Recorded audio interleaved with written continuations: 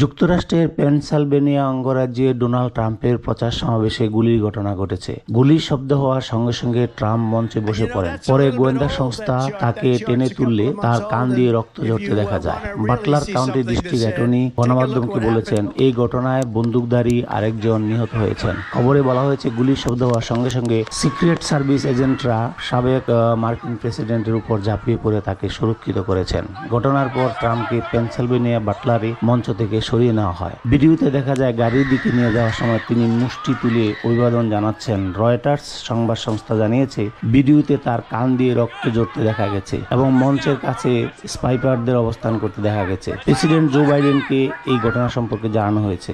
সাবেক এই প্রেসিডেন্টের ছেলে ডোনাল্ড ট্রাম্প জুনিয়র এক্সে তার বাবার আহত মুষ্টিবদ্ধ ছবি পোস্ট করে লিখেছেন, আমেরিকাকে রক্ষা লড়াইয়ে তিনি কখনো থামবেন না। ফ্লোরিডা অঙ্গরাজ্যের কংগ্রেসম্যান গ্রেগ স্টিভ বলেছেন, তাকে কারান্তরীণ করার চেষ্টা করেছিল, এখন তারা তাকে হত্যার চেষ্টা করছে। এটা আমাদের দেশের জন্য দুঃখের দিন। আজকের অর্থহীন সহিংসতায় ক্ষতিগ্রস্ত প্রেসিডেন্ট ট্রাম্প, তার পরিবার এবং সবার জন্য প্রার্থনা করছে। এক্সে এক পোস্টে সিনেটর শীর্ষ ডেমোক্র্যাট চাক শুমার বলেছেন, পেনসিলভেনিয়ায় ট্রাম্পের সমাবেশে যা ঘটেছে তাতে তিনি আতঙ্কিত। সাবেক প্রেসিডেন্ট ট্রাম্প নিরাপদে আছেন বলে স্বস্তি বোধ করছেন।